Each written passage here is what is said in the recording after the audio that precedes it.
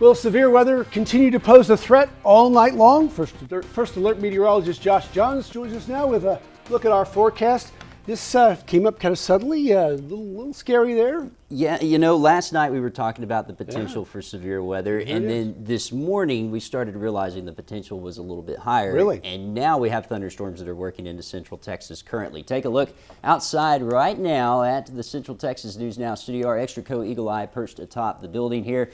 And what you're seeing is the underside of these thunderstorms that are working through right now. This is looking down to the west, down Bagby Avenue, and a lot of gray clouds out there. We do have thunderstorms working through. Here's the view from Lake Waco. You did have the little thunderstorm work over you, and now looking at the backside of that as well as that looks down Lake Waco. And here's the latest look at radar. We have a complex of thunderstorms that is working down to the south out of North Texas, rolling into parts of Central Texas. And this did produce some severe weather over towards parts of Dallas-Fort Worth, where they did have some damage happen. And we did have a warning earlier, still in effect currently for parts of Navarro County there with that strongest portion of that thunderstorm. You can kind of see it bowing out there. That warning will expire shortly, but that thunderstorm is working down to the south, down I-45, potentially some 50-mile-per-hour winds with it as it approaches Groesbeck the next 15 minutes, and then approaching Buffalo in the next 30 to 40 minutes. We are watching thunderstorms that are working into Waco right now. Those heavier showers and thunderstorms, maybe some small hail happening on the north side of the lake, also off to the west of Elmont there. And we will see these showers and thunderstorms increase as this activity tries to work to the south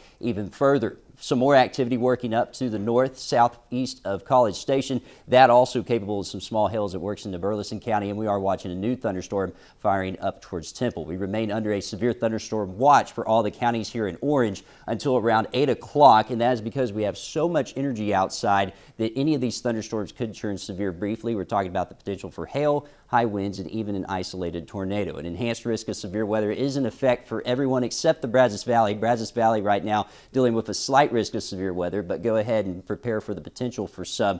But the main threat with these thunderstorms that is working through as we go through the evening is going to be the potential for high winds. We've got our wind set at 75 miles per hour. Also the potential for some flooding with it if any of those thunderstorms can kind of stay there for a while, and we are seeing them trying to slow down just a little bit.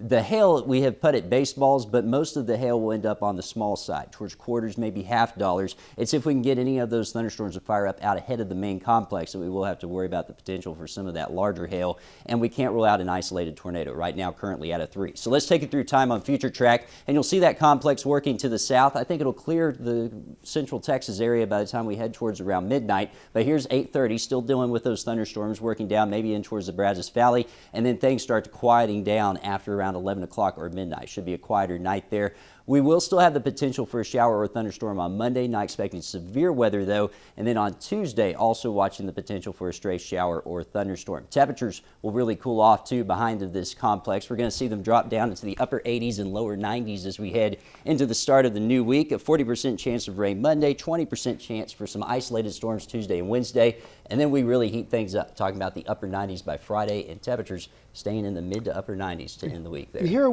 I went and put away my winter coats for all these cool temperatures you're talking about. These 70s that we're going to get in the morning. All right, thanks. Just grab it. All right, thanks.